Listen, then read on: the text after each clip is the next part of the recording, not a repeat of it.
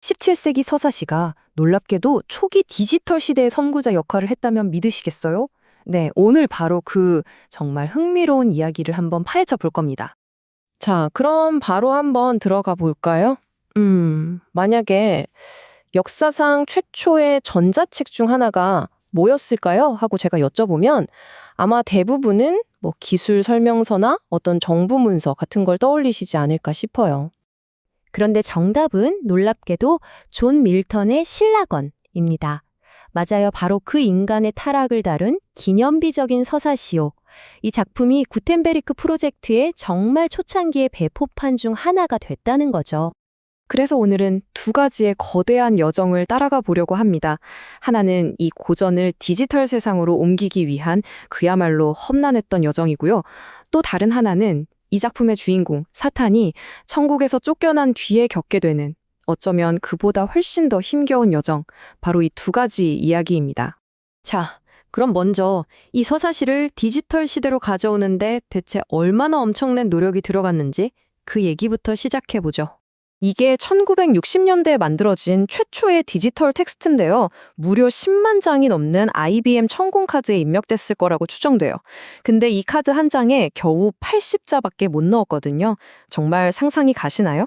그러니까 대학의 거대한 메인프레임 컴퓨터에 갇혀 있던 텍스트가 전 세계 누구나 다운받을 수 있는 파일이 되기까지 보시다시피 수십 년이라는 어마어마한 시간이 걸린 대장정이었던 셈이죠. 자, 그럼 이제 시 자체로 한번 들어가 볼까요? 이야기가 어떻게 전개되는지. 정말 흥미로운 게 우리는 천국에서의 전쟁이 딱 끝난 직후, 그러니까 이야기의 한복판으로 뚝 떨어지게 됩니다. 밀턴이 묘사하는 지옥은요, 흔히 생각하는 그런 불과 빛의 장소가 아니에요. 오히려 보이는 어둠이라고 표현하는데요. 사탄과 그의 군단이 패배한 채로 무려 9일 동안이나 누워 있었던 그런 무시무시한 공간인 거죠. 그의 곁에는 부사령관인 바알제붑이 누워 있습니다. 똑같이 타락하고 변해버린 모습으로요. 사탄은 바로 이 바알제붑을 보고 이 고통과 파멸 속에서도 그 끔찍한 침묵을 가장 먼저 깨는 인물이 됩니다. 바로 이 첫 대사에서 사탄의 가장 중요한 특징이 아주 명확하게 드러나죠. 그게 뭐냐? 바로 절대로 꺾이지 않는 불굴의 의지입니다. 사탄은 말합니다. 지금 우리가 처한 이 외부 환경 따위는 중요하지 않다고요. 진짜 힘은 우리 내면에서 나오고 그건 그 누구도 빼앗아갈 수 없는 내적인 자유에서 비롯된다는 거죠. 그리고 바로 이 구절. 이게 그의 모든 결정을 한마디로 압축합니다. 아마 영문학에서 가장 유명한 대사 중 하나일 텐데요. 천국에서 섬기며 사느니 차라리 저주받은 지역에서 왕으로 군림하겠다. 이겁니다.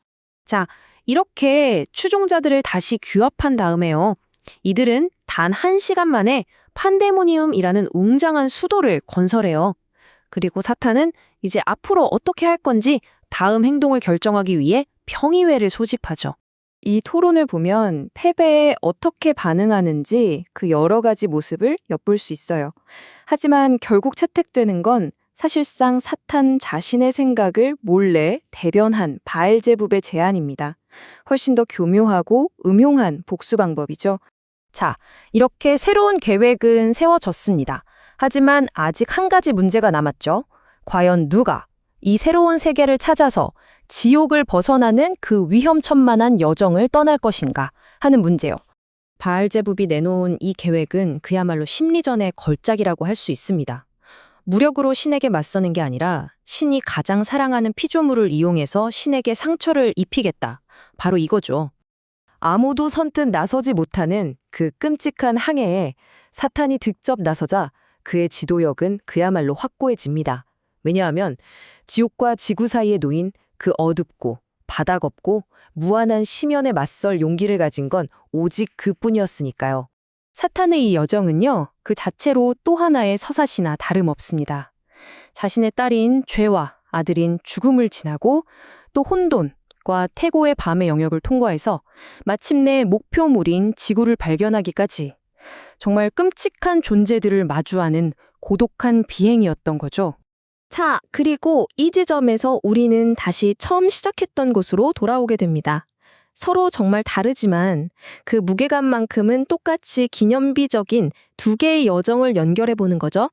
이렇게 나란히 놓고 보면 두 서사시의 차이가 극명하게 보이죠. 하나는 복수심, 즉 증오로 가득 찬 허구 속 여정이고요. 다른 하나는 지식을 모두와 나누려는 열망으로 시작된 현실의 여정입니다. 사실 밀턴이 이 서사시를 쓴 목적은 아주 분명했습니다. 바로 신의 섭리를 인간에게 변호하는 것이었죠.